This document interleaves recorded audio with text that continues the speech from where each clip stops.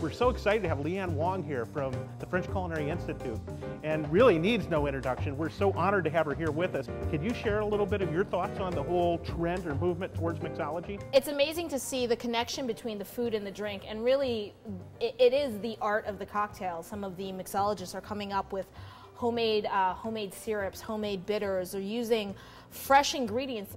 We wanted to showcase some of the beautiful flavors here at the Chef's Garden. It's so fresh, it's full of flavor, and everything is cut to order. And it's really taking your farm to table concept and now applying it to cocktails. So we can get the freshest flavor. So we have, things like lemon verbena.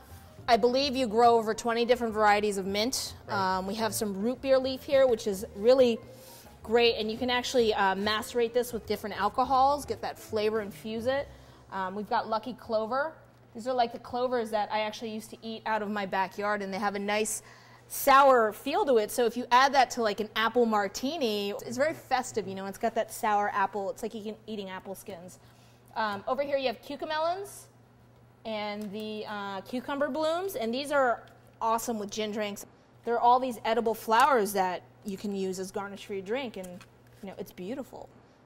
All the things that you grow here are really helping mixologists to elevate the level of their cocktail up to what they would like it to be. Just so exciting to now see a whole nother avenue of the way that our product can be used. Through the art of the cocktail and through the use of really beautiful produce and vegetables, you can come up with some really beautiful savory drinks. And today we're gonna do a yellow tomato water Bloody Mary. We start with some tomato water, which is some of the ripe tomatoes picked fresh off the farm, and we just blend them and we let them sit and pass them through a coffee filter. And this is what you get. It's pure, clean tomato water flavor. So we're gonna start with a little bit of vodka.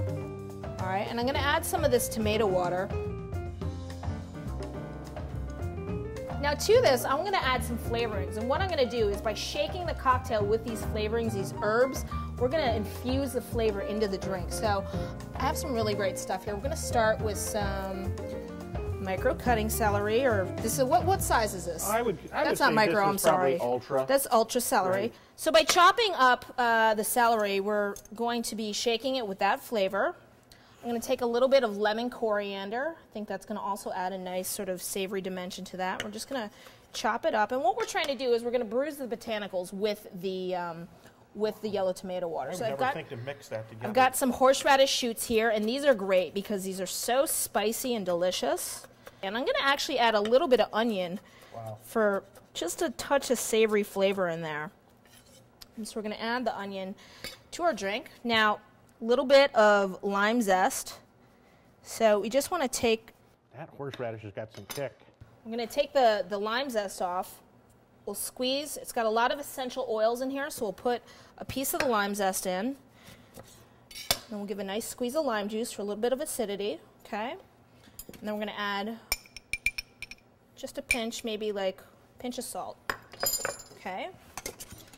Now this is the fun part. This is the part that mixologists are into right now, and it's sort of like, get your shake on. What's your shaky face? Because most mixologists, it's all about the shake and infusing all those flavors, and you want to get your drink as cold as possible. Lee, make sure you hold it on You tight. shake and the lid goes off.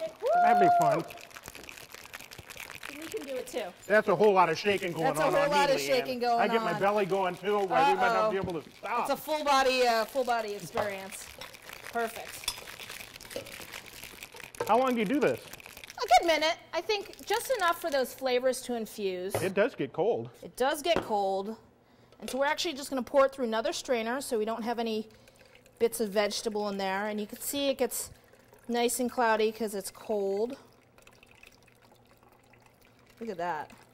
This looks so good. We'll take these little baby tomatoes, leave some of the green stem on. I mean, it's really beautiful. You can garnish. We have these beautiful purple onions, little baby. That's coin onion. Coin onions. Right. And they're really mild. Some horseradish shoots here. Okay. We got a little zesty lemon stick, also fun to chew on. It's going to add a nice flavor. And then we have, beautiful, the white and red celery, which we'll garnish on top. So you take your drink. This is nice and cold.